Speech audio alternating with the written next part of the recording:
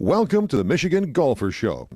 Join us each week as we explore the people, the places, and the events that shape our great game. Hi, I'm Jenny McCafferty, and I'm at Manistee National Golf and Resort with none other than W. Bruce Matthews III. And we're going to call him Bruce today. In fact, Bruce, you come from basically a line of golf course architects. Yeah, Grandpa started in 1925, so I've got 4 more years worth of work, and we're in it for 100 years. And that's my goal. I'm thinking that sounds like a party. It will be. He was the first architect. Then my Uncle Jerry followed him, and then I followed in line. I'm the third member of the American Society of Golf Course Architects. Well, you've done, more than 3 dozen courses. And so we can only talk about a few of those, but among the ones that I think are really interesting were the ones that you did the second 9 and your grandfather did the first 9. They were, and it's fun.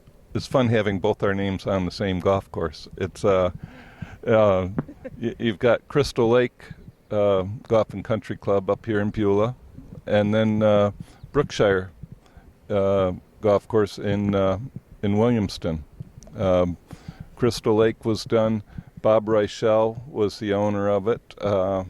He was looking to get a compatible 9. His goal was to sell it, but he had a great little 9-hole golf course, and my granddad's work is still sitting there, and it's still beautiful. And I put a compatible 9 in adjacent his 9. And eventually Bob did sell it. But okay.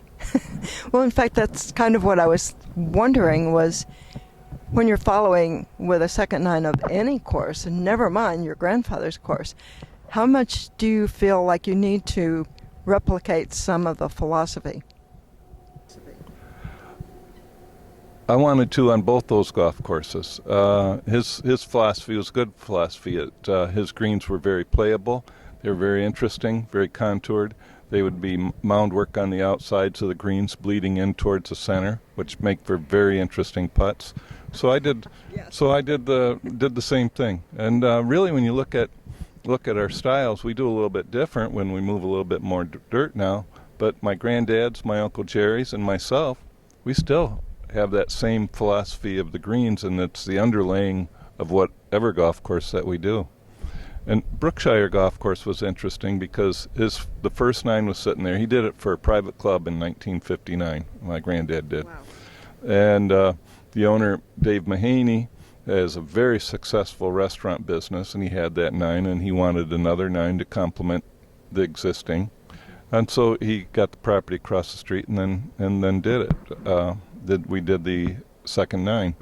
But the first 9 is we went in around the greens edges and recontoured the traps and recontoured some of the greens edges and made it compatible with the new 9, so it all looks exactly the same. Oh, wow. And it's Dave's done an excellent job there. He's been there.